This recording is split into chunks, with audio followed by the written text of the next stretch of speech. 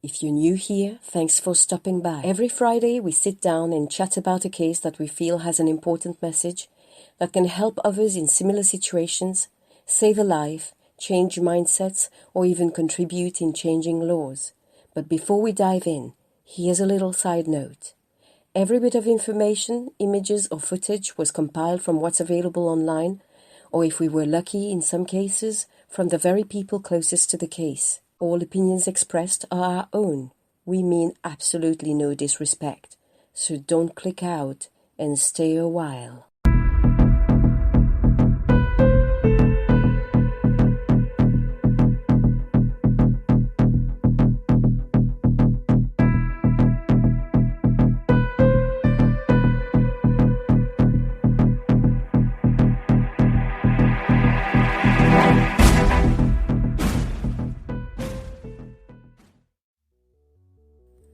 And we're back with this season's Stalking a Crime second case, Addicted to Love.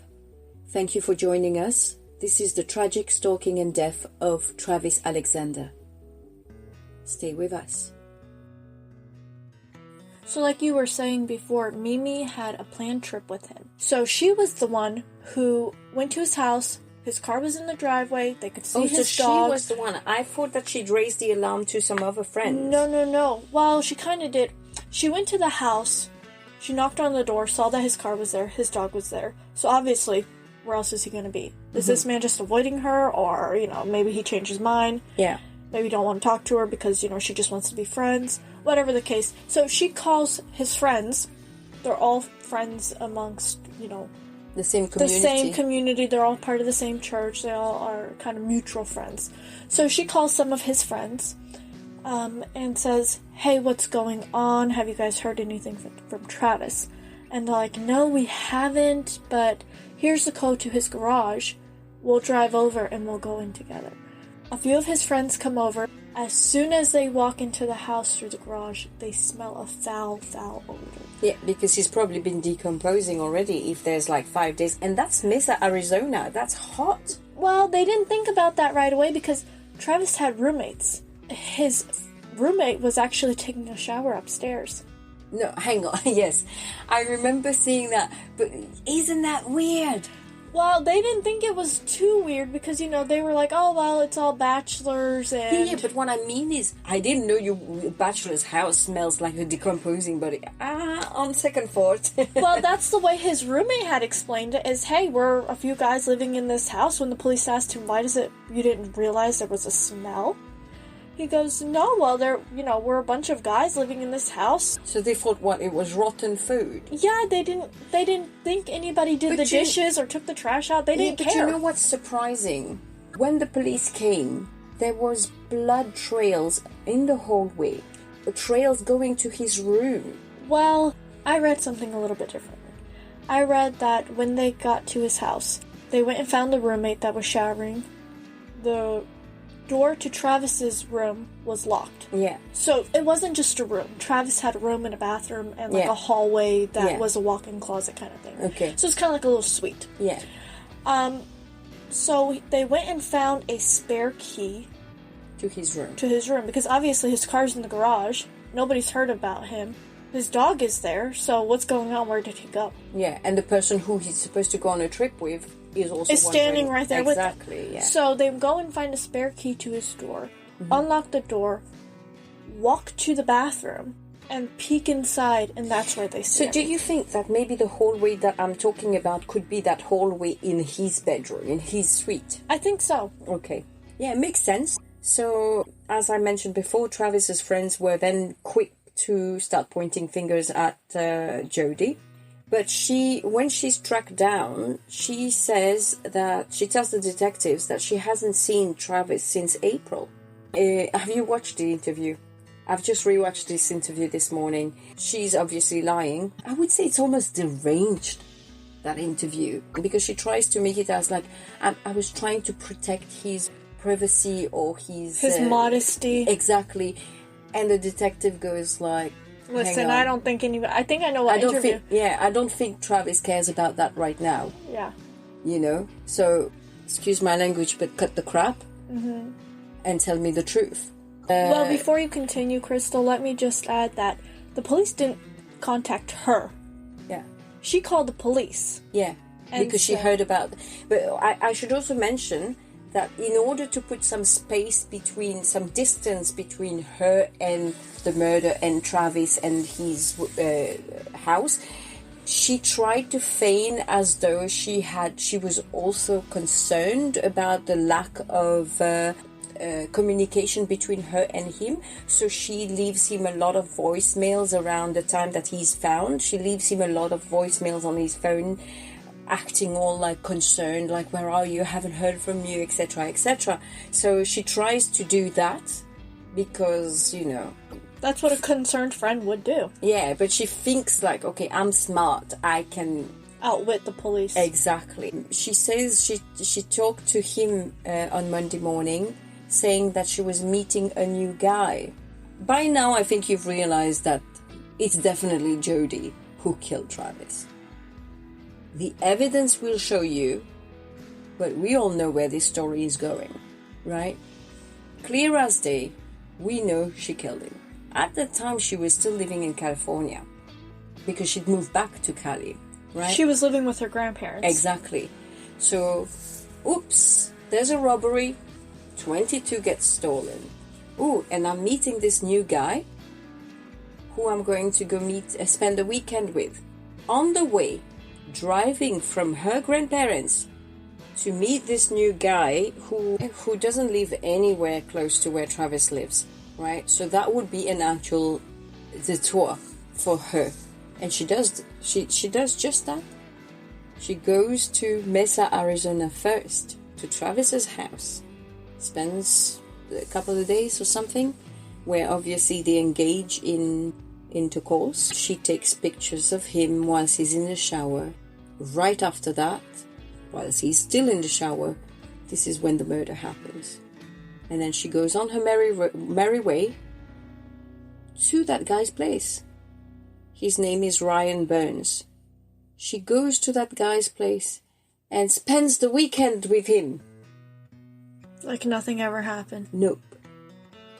How are you able to detach yourself from reality, from what just happened? I mean, I don't want to speculate and say how I would react, but first of all, I'm not Jodi, thankfully, but I'm trying to put myself in her shoes and think about how I would feel if it was me, as in my own emotions. I am not able to compartmentalize that so much to not feel whatever it is, whether it's fear, whether it's panic, and whether it's, oh my God, what have I done? Do you think she just had enough? Because this man, she had changed her religion, she had changed her lifestyle, all that stuff. Do you think, because obviously it was premeditated. Mm-hmm. She claimed that she was gobsmacked when she got done in for first-degree murder with premeditation. She's like, because there was no premeditation. How was there no premeditation when you took the gun from your grandparents' house and you drove out of your way to go to this guy and you shot him with that same gun? Why did you have the gun in the first place? Well, we'll also talk a little bit about how she got there, because she went out of her way to conceal. Yeah, I know where you're going with that, because, okay, for those who don't know, she didn't drive her own car. She rented a car. She knew what she was doing. But also when she returned the car, there was blood stains. The car floor mats were gone. She'd thrown them. Well, this is where Daryl, her 42-year-old ex-boyfriend who lived with her in Palm Beach, this is where he kind of comes back in to her life. Yeah.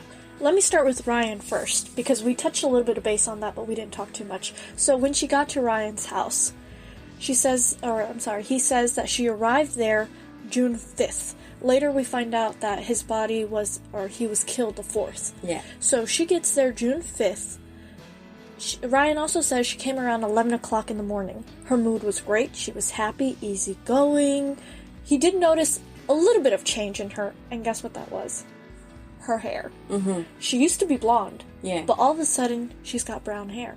Well, initially she was brown-haired, went blonde to match Daryl's ex-wife, then now switched back to brown. But if you look at the pictures, her hair is blonde. And we know those pictures were taken not that long ago. So she must have stopped in between, dyed her hair. When he asked her, "Oh, your hair, it's different," she says, "Yeah, do you like it?" So she had dyed her hair. Another thing that he noticed about her was all these cuts on her hands. Mm-hmm. She quickly explained it away with, "Oh, well, I'm bartending, I'm waitressing, sometimes I get cuts." He didn't think too much of it, why would you? At the crime scene, investigators found that Alexander's camera, which he liked, that kind of stuff, he just got a brand new camera, it was missing. Guess where they found it? In the washing machine. That's a weird place to put your camera, isn't it? I know. But isn't it a bit dumb? I don't know if she was thinking straight. I think she was, like, so mad. I think there was a premeditated at some degree, but I think once she did it... She panicked. Yeah, because they do say that she tried to, like, clean up a little bit, but... I think she premeditated the first part, but they didn't plan for the second part. She knew she was going there to kill him. Yeah, but she just made that up in her mind. Yeah. I'm going there, he's gonna die. But I think once he died, it's like, oh crap, what do I do now? Exactly. And her next step was throwing the camera in the washing machine. Probably hoping that the water would destroy the memory card. Perhaps, but why not just take the memory card? Like, why leave the camera? I know, right? That's what I'm saying. I think it was doesn't make sense. Yeah, it was premeditated, maybe to a degree. Yeah. They had time and date stamped. The next photo was of him on the floor with a stab wound. You can see the blood coming out of him, and a foot with a pant. Guess whose foot that was? It's hers. Yeah. Crazy thing. That's fantastic. Evidence-wise, she doesn't realize that they've got this evidence. Oh yeah. She put herself in the middle of the investigation by calling and saying, "Hey, if you need anything, me and him were pretty close. You know, we had a relationship, but now it's just platonic. We're friends. Let me know if you want anything or need anything from me." I mean, you see that a lot with, especially with narcissistic killers. They want to be in the middle of the investigation. I think there are so many aspects to this that you can literally point out. A is because you want to know what they know to see how close you are to getting caught. You want to appear like you are cooperating, that you've got nothing to worry about, and you enjoy being in the limelight. I think that's what it was with Jodi, because Jodi right away started asking questions. We can see how she turned this whole thing that was supposed to be about Travis getting justice into Jodi's little show. Yeah. So on the 15th of 2008, July 15th, 2008, Jodi was asked to come in to talk about what was going on, if she could help with the investigation and so forth. She didn't know at this time there was a bloody handprint. Mm-hmm. Mixed in that bloody handprint was her DNA and his DNA. Yeah. How do you explain that? Exactly. She didn't know all this stuff. Do you know what else she didn't know? What's that? She didn't know that they recovered one of her hair. One or two, I don't know how many, but they recovered her hair. And when I was watching the interview earlier, it almost made me laugh at the idiocy of the question, because he said, "Look, it's time to own up, because we found one of your hair, and you cannot explain that away." She's like, "Yes, I can. I used to live there." No, you cannot. This hair was not one hair that was there from ages ago stuck to a bathroom wall. It was caked in blood. Maybe it could have happened because I lived there. This is what she suggests. You know how you can figure out some evidence when you can go retrace the length of time that the hair has been there. And the detective goes, "The hair has follicles, which means it wasn't there long, because follicles wouldn't be viable to be tested for DNA for a very long time." You're in the medical field. You should know that better than I do. Well, I know that in order to get DNA, it can't be just like on a little piece of hair. It needs to be from the root of your hair. Yeah. Maybe in the struggle, because, she's a small petite thing, and he was in high school, he was a wrestler. So, and if you look at pictures, he doesn't look like, small, scrawny guy. Looks like he can handle himself. Of course, yeah. So maybe in the struggle, she did stab him 27 times. Yeah. That takes effort. But do you know what happened? It started with the stabbing. He was taking a shower, she took pictures, and then she had the knife somehow, maybe behind her back. The stabbing happened first. 27 stabs first. And he was trying to get away from her, so he was crawling away. And that's where I think the blood in the trail of blood in the corridor, I don't know if it was to his dressing room or something, he was trying to get away. She dragged him back into that shower. Then she took that 22, she shot him in the face. And when that didn't finish completely the job, she slit his throat. What did you say to someone like that? I'm speechless. I don't know where to go from there. I think she felt more comfortable with talking to the male detective than the female detective. Because I think she thinks, okay, well, it's easier to manipulate a man. I'm gonna flirt my way out of this. Exactly. That is what she thought. Yeah. So what happened on the 15th? She got called in. They told her, she was going blue in the face. Saying, no, I wouldn't hurt him. No, I don't know what's going on. I have no idea. She doesn't know about the evidence. She doesn't know about the pictures. The detective tells her, hey, listen, I know it was you. I've got pictures of you. Of all of you. Naked completely. Yeah. These are time-stamped. These are obviously you guys in positions that are, compromising positions. Exactly. Yeah. The last picture of him laying there, lifeless body, your foot, your legs, your pants. We know it's you. Your DNA's on the wall with the bloody handprint. She gave her DNA. Yeah. Voluntarily. Yeah. Before that, when they were going to look for everybody's DNA. All of his friends did. Yeah. He finally showed her the picture. When she saw those pictures, she said, oh yeah, I'm curious, that could look like me. But I also know that pictures could be modified with timestamps and time dates. Let's pretend we believe you, Jodi. Yeah. Basically, the police officer tells her, alright, I don't believe a word you're saying. He tells her, if this is how you want to end it, fair enough. I'm giving you a chance to tell the truth. She goes, I'm telling the truth. I would never hurt him. He goes, alright, whatever. We're booking you in today. This is where she goes, this is going to be so vain, but can I clean myself up first? And he goes, no. Because she was worried about her picture. She wasn't worried about, you're going to jail for murder. The officer that took her to get booked was Nathan Mendez. He says that she asked him how her hair looks before the picture was taken. What was she thinking? This is like a fashion show, a parade? I have no idea. But later on in the next day, day 2 of the interrogation, they decided to put a woman officer, Officer Rachel. Because they were thinking, oh, well, let's try a different tactic. Let's do woman to woman.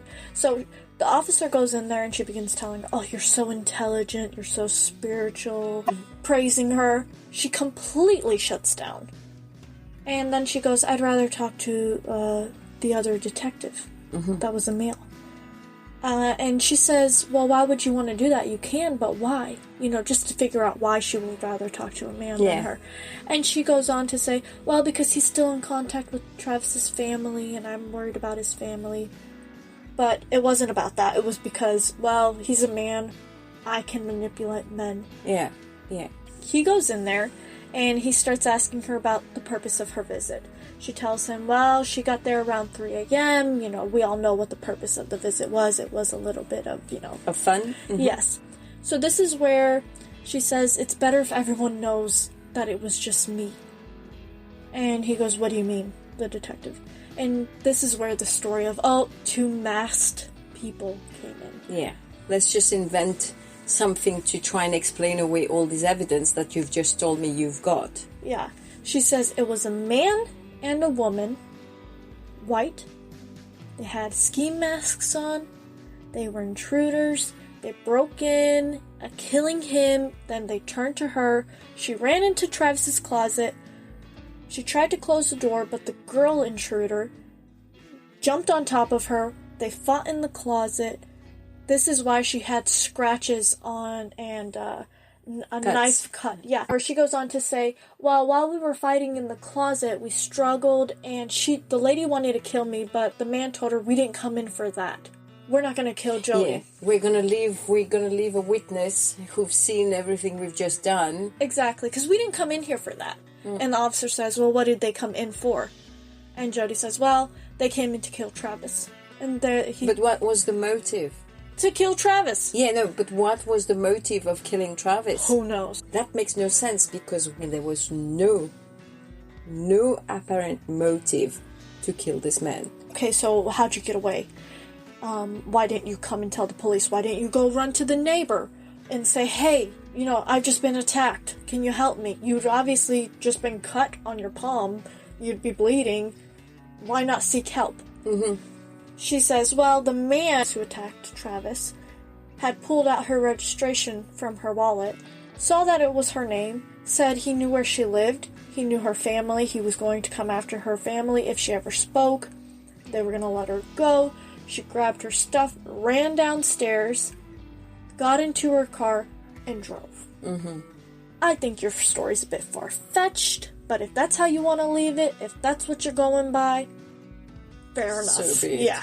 If any of you have ever seen a trial, you would be aware that when you take the stand, you are going to be asked the hard questions. Whether it's by the prosecution team, whether it's by the defense team. The defense team's aim is to try and humanize you and to try and create some level of empathy and make you seem relatable to the jury. Whereas the prosecution team, they're going to ask the hard questions. They're going to try and trip you up. Exactly.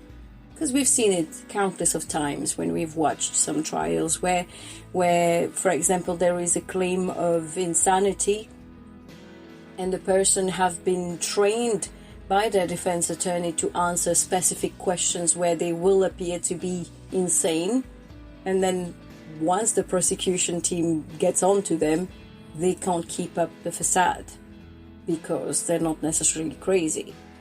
So they might, if they've lied, if their claims aren't true, this is when the prosecution team is hoping that it will come out and bring out their true nature. Well, Jodi was smart about this because when she was getting questioned by the prosecutors, you could see that she was trying to upset the prosecutor. The prosecutor was asking her about her memory issue, and she was responding with much of a kind of an arrogant tone of voice, saying, I wouldn't call that a memory issue. When he asked her. Yeah, almost trying to be, well, that's not just defensive, is literally being like, you're wasting my time kind of thing, Very dismissive of, yeah. Exactly, that's the word. Think about it. During the time that she was being interviewed by the police, correct me if I'm wrong, there was at no point did she say that it was, that Travis was abusive. No. She wanted to protect him. She wanted to protect his legacy, protect how people thought of him. Well, that's what she said. Yeah. But the intruder story wouldn't stick. They had to quickly come up with a different defense. And I think it's very important that we clarify. Throughout this entire case that we've just talked about, we are at no point trying to victim shame Travis Alexander. No, Jodi and her defense team have done enough of that. Yes, and I mean, because we did play a bit of the devil's advocate and looked into what he did and what he didn't do, what he said and what he didn't say, and how sometimes there were quite a bit of double standards. Yeah, but we wouldn't have just said that about Travis. You could say that about anybody who's walking down the street. Exactly. Neither you or I are perfect, so I'm sure we've done certain things sometimes that could, we didn't walk the talk, in other words, right? So there's no victim shaming here, and I think it's wrong. It's wrong when people do that, to victim shame, because there is nothing that anyone does in their private life or technically are harmless, right, that deserves them to be murdered or to be harmed. Travis did tell her, hey, listen, this is just, friends with benefits. He made it very clear to her, I'm not interested in anything more than friends with benefits. Yeah.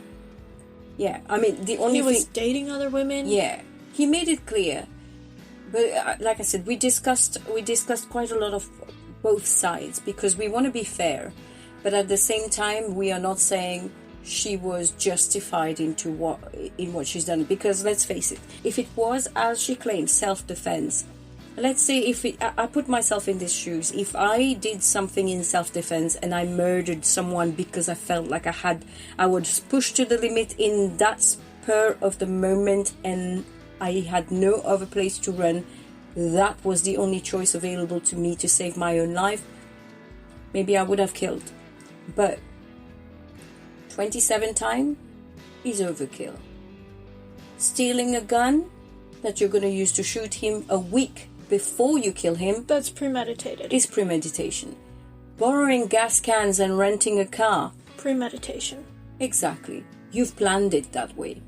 This is not justifiable murder. I think the only part of that wasn't premeditated was what was she going to do afterwards. Yes, which brings me to another point that we also need to bring out. Domestic abuse is a very, very serious subject, and we take it very seriously, right? So if she was abused, of course, she didn't deserve to be on the receiving end of that.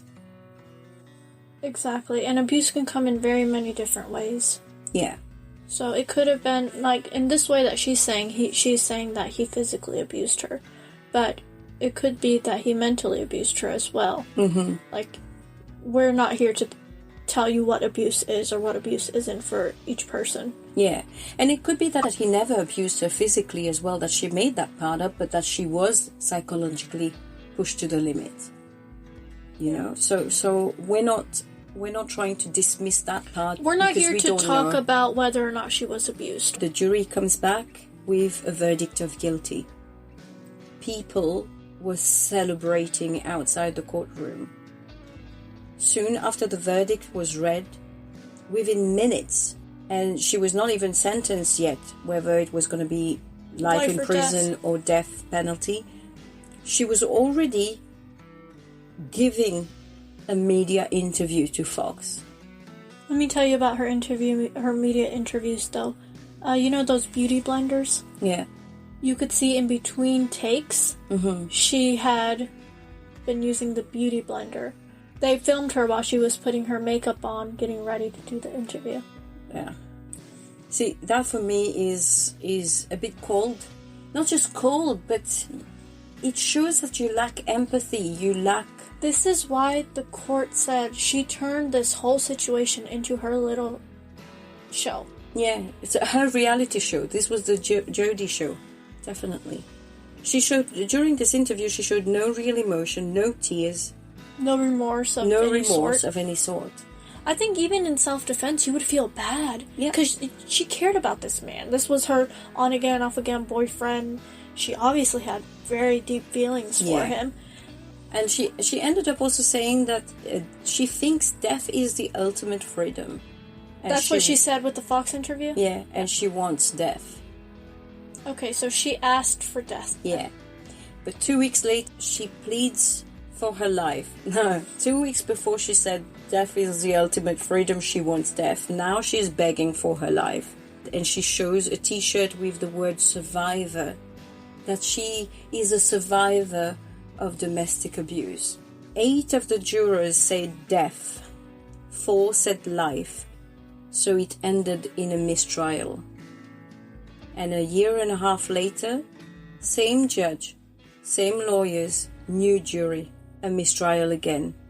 11 for death and 1 for life. And that was the end of the possibility for the prosecution team to apply for a death penalty.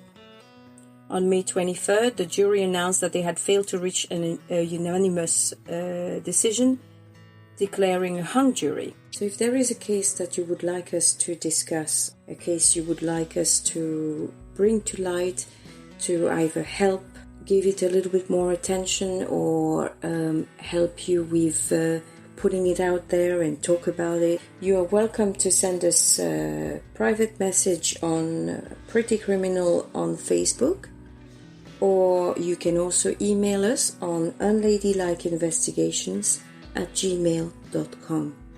If you have stuck around and listen to our podcast to its entirety. We thank you very much. Thank you for sticking with us. And we hope that you'll come back and visit us and give us your support to grow and learn from what we're doing and to hopefully bring a light to many other cases around the world that needs to be talked about. Thank you. Alright, before we check out, I'd just like to remind you to join us next week on our roundtable discussion for this case, the final scoop. In the meantime, stay safe. Travis was a good man. She herself says that Travis is a good man. Was a good man's reward a slit